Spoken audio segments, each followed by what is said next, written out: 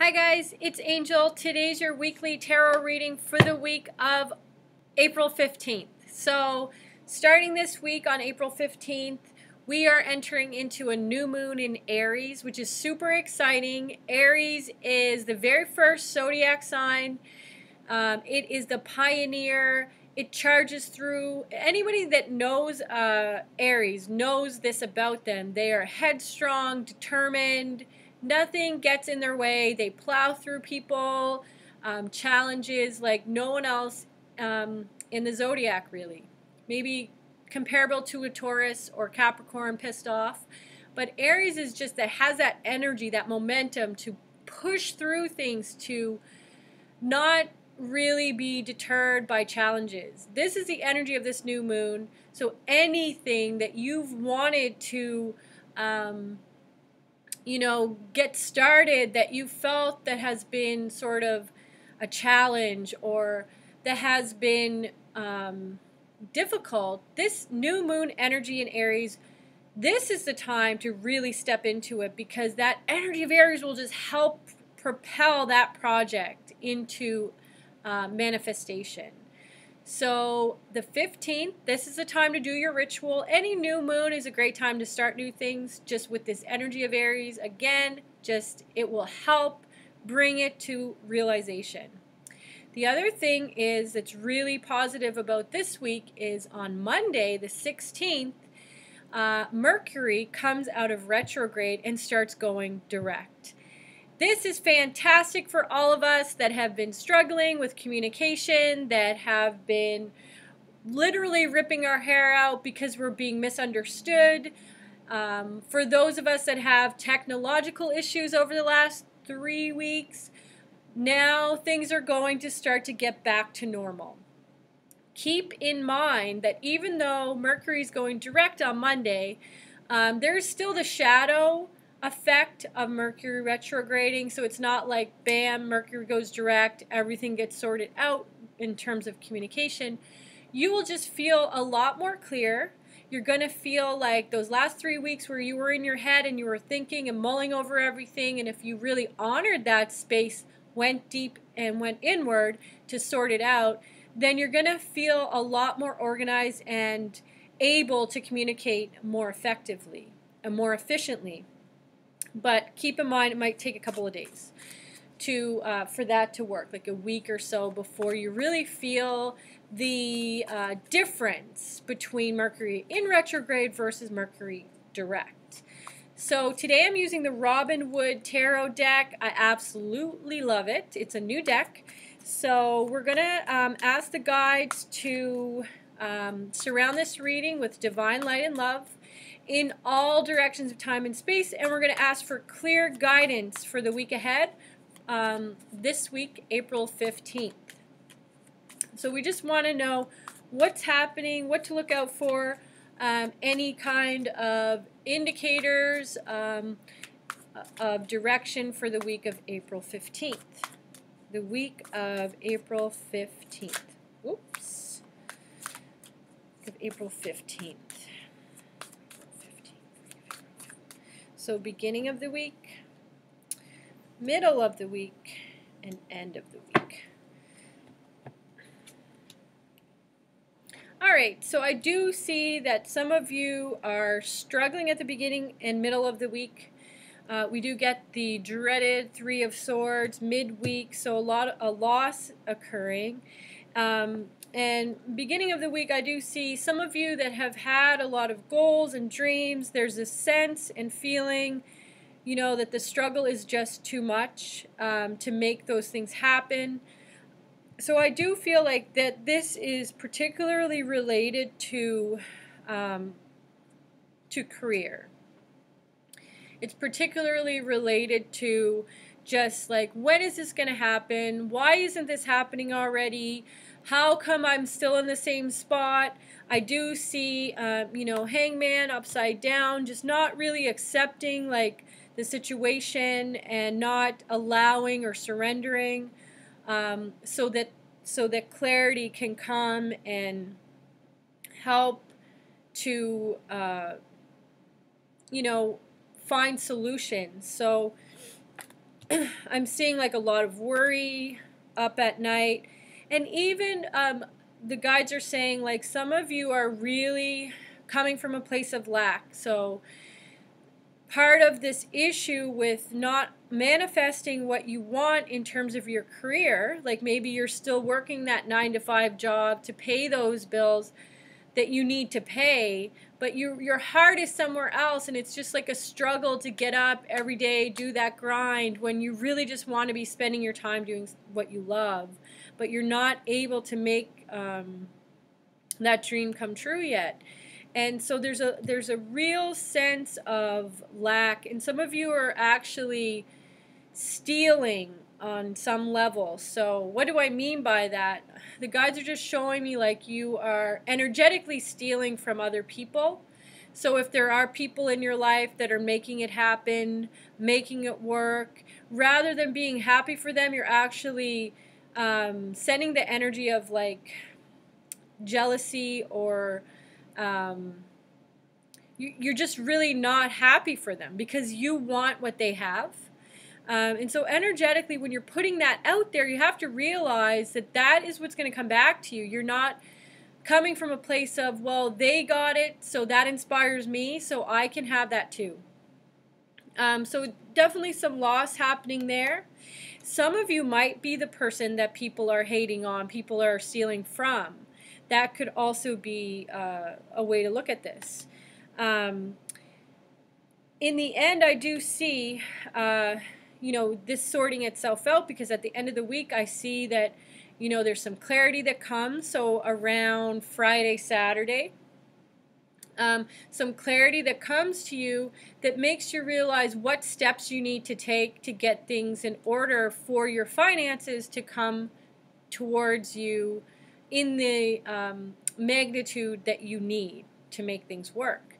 But again, there's a process that has to happen throughout this week of first recognizing, how you're contributing to your own demise, accepting the loss that you've suffered, whether that's through, you've had to sacrifice your own dreams for other people. Like, say, for example, if you're a parent that's watching and you've put your dreams on hold for your children, as much as that is admirable, I just want you to remember that you take away from your experience with your children when you sacrifice for them all the time. So this is something we're taught to do. Good parents do this. They sacrifice, yada, yada, yada. But at the end of the day, if you resent your children for the sacrifices that you're making, are you really being a good parent to them? If you, at the end of the day, are unhappy because you're always the one sacrificing your dreams for your children, because that's what you think you have to do to keep your kids happy, be in that high-paying job to buy them all the crap that they want, rather than, take a risk, become self-employed, and be a little bit, financially screwed over while you're starting up, but you're happy while you're doing that, and you're teaching your children to follow their dreams. So what is their line there? This is what the guides want you to think about. And for my own personal experience, having been a young mom, I did get that criticism a lot because I just continue to follow my heart and, not always do the mom thing. But for me, being a role model is more important than maybe having perfectly folded laundry all the time. So I guess my point is to find that balance, like what do you have to sacrifice? Like sometimes, time, you have to spend time with your children and sacrifice, time out doing things you want to do. I understand that.